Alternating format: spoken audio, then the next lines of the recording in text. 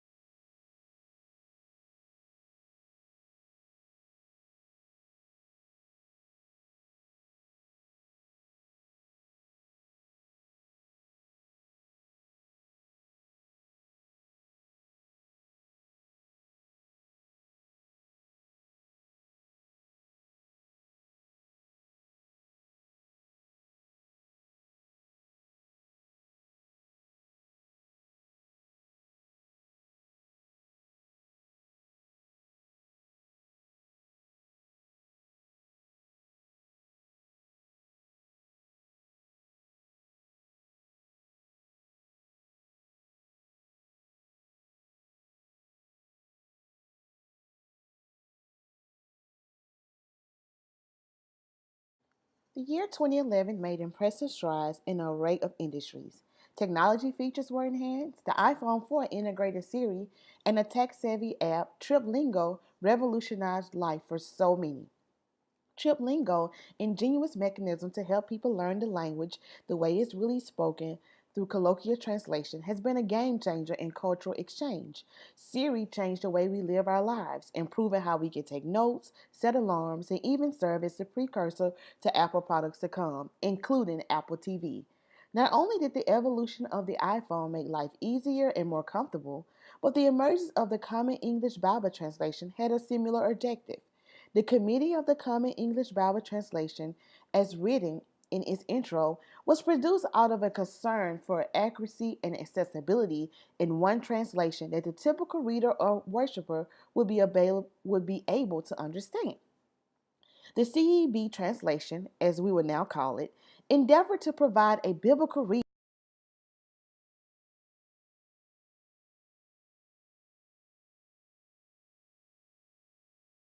In this presentation, I will discuss the content, comparison, controversy, and contributions of this modern contemporary translation. The Holy Bible has become the most read and purchased book of all time, according to reports from Business Insider. With this notable feat, the question remains, is there a need for yet another translation? As Brake was said, why continue to make more translations? The Common English Bible Committee was inclined to answer this question as they presented this uniquely crafted modern linguistic translation that made some bold changes, and we will discuss those a little later. The CEB asserted that ironically, many pin the CEB as being uncommon and that it is the newest translation by the largest number of biblical scholars and church leaders in words 21st century readers use every day, aligning academic rigor with modern understandability, proven through extensive affirmation with and acting on feedback from hundreds of readers. It has an impressive repertoire of individuals comprised of 120 biblical scholars.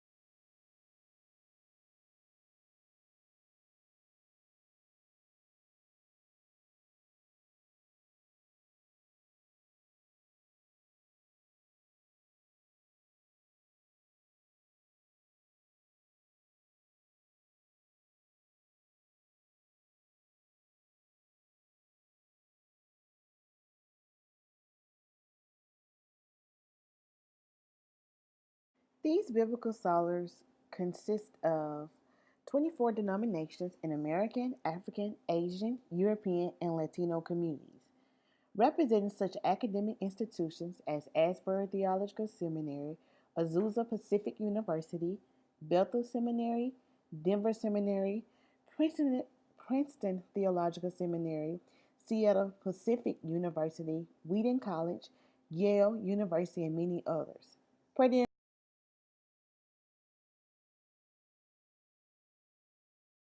You all guess who I'm talking about? Yes.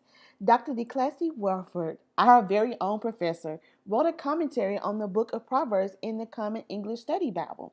In addition to this repertoire of individuals, they underwent a strenuous process to meticulously translate the Bible into English directly from the original Hebrew, Aramaic, and Greek texts.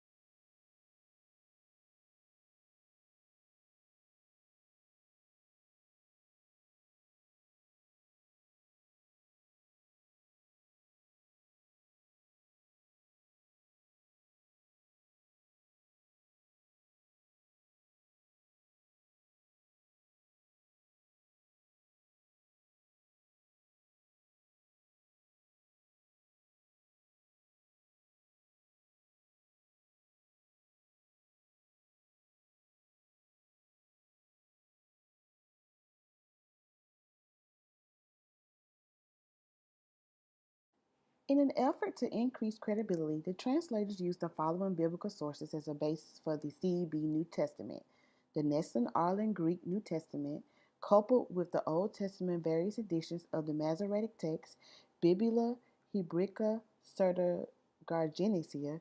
Please excuse the pronunciation. I am a Southern Belle. The Biblia Hebraic Quinta, the Dead Sea Scrolls, and the Septuagint. Not to mention, more than 500 readers and 77 groups field tested this translation. Every verse was read out loud in the reading groups where potentially confusing passages were identified. If a confusing passage was identified, the translators reworked and reworded that passage to bring clarity while maintaining the meaning from the original languages. In essence, the CEB committee worked extremely hard to make this a diverse project that included both translators, scholars, and the everyday.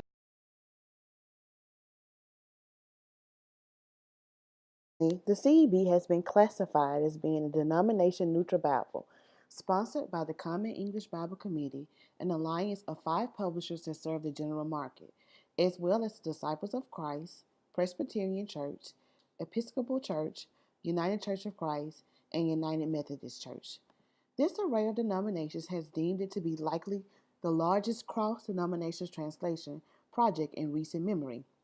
The CEB eventually published the New Testament 2010, and with the complete Bible translation being published in 2011 with the Old Testament and the availability of the Apocrypha.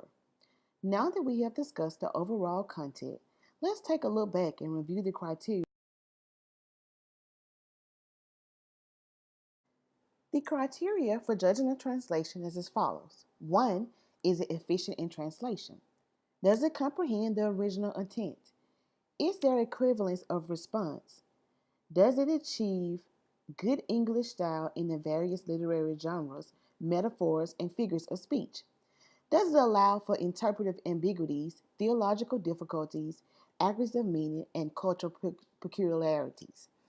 As we analyze and reflect on the criteria for judging a translation, let's take a look and read a very familiar passage that is one of the foundational frameworks of our beliefs.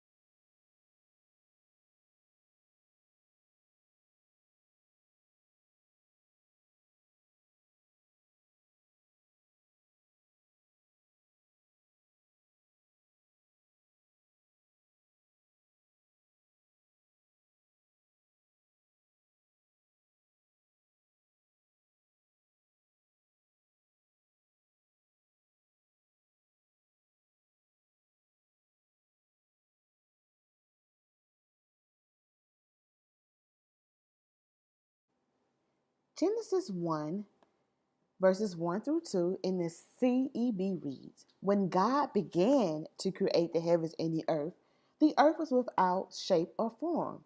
It was dark over the deep sea, and God's wind swept over the waters. This is a sharp contrast to our most familiar hearing. In the beginning, when God created the heavens and the earth. As a reader, how did this affect your understanding of the creation? Did this change your perspective about this narrative? Did it achieve the aforementioned criteria?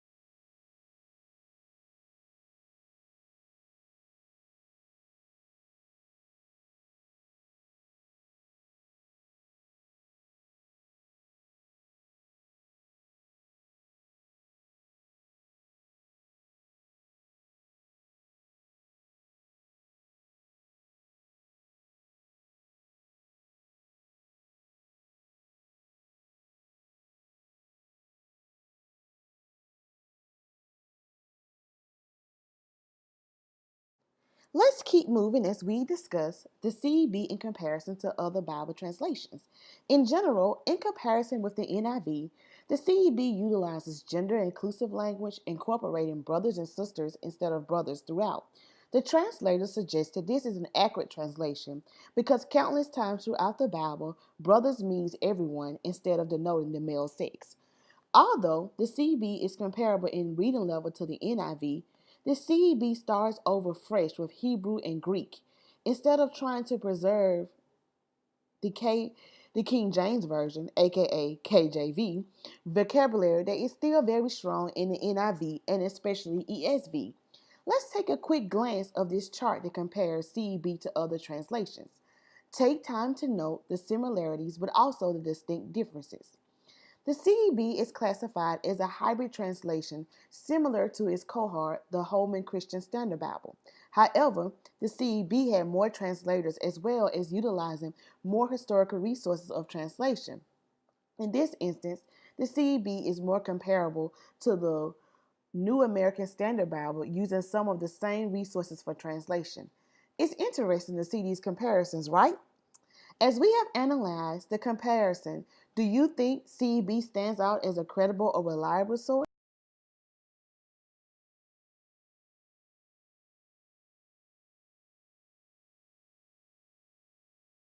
Are you ready for this next contrast? Well, here it goes. In the CEB, Adam is noted as human until Eve appears in Genesis 2 and 23. At that point, the Bible translation reads, The human said, this one finally is bone from my bones and flesh from my flesh.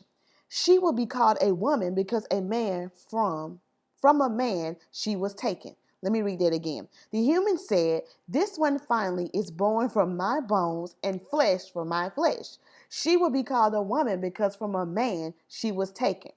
Let's take a minute to reflect. Does this passage read in this way suggest that Adam became alive or identifiable upon Eve's inception?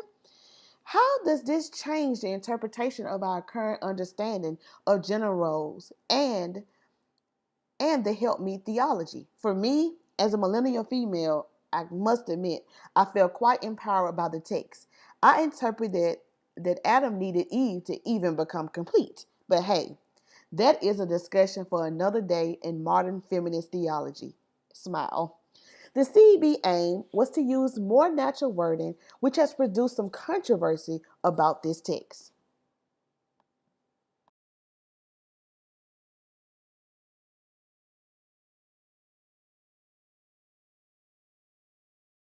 One of the most controversial issues include the CEB reference as Jesus as human being and the human one instead of Son of Man. Let's take a look at Matthew 9, verse 6. The CEB reads, "But so you will know that the human one has authority on the earth to forgive sins, he said to the man who was paralyzed, 'Get up, take your cot, and go home.'" This sounds different from what we're normally used to hearing. The NIV reads, "But I want you to know that the Son of Man has authority on earth to forgive sins. So he said to the paralyzed man, 'Get up, take your mat, and go home.'" And finally, the KJV reads, "But that ye may know that the Son of Man have power on earth to forgive sins. Then said he to the sick of the palsy, Arise, take." Despite ongoing criticism on word choice, the criticism did not affect the sales of the New Modern Contemporary version, as the CEB surpassed the published expectations and was reprinted twice within weeks of its initial run, and sales to date include more than 500,000 copies sold worldwide. In addition, the CEB has contributed to not just crossing denominations, but has a wide appeal across generations. The CEB is steadily expanding as a distinct genre in translations, producing Study Bible for Students, Deep Blue Kids Compass Bible, a Prayer Bible, the CEB Storytellers Bible, Student Bible for United Methodist Confirmation, a Sing and Make Music Bible, Concordance Bible, and even limited editions of a Pew Bible.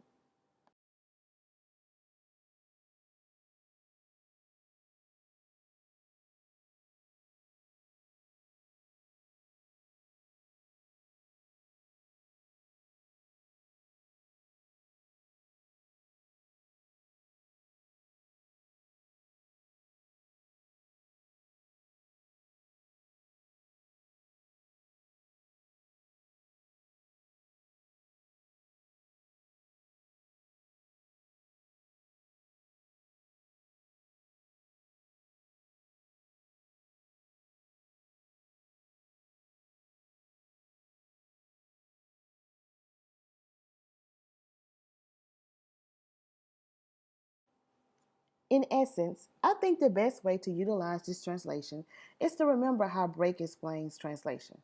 Whatever translation you decide to use, be sure it is one you can read with understanding, memorize with ease, and obey with faith. The CEB has made a tremendous impact on the Christian community. Even Fuller Theological Seminary has adopted this translation as the official Bible for school use. As we see language ever evolving and the demand of modern biblical translations, CEB has a great chance of becoming the future precedent for translations. Millennials see it as an effective tool to help them embrace and understand the Christian journey.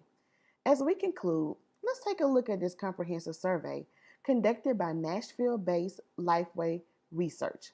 After surveying a total of 2,000 Bible sales in the last few years, the 81% of individuals speaks volumes. More people have opted to purchase biblical translations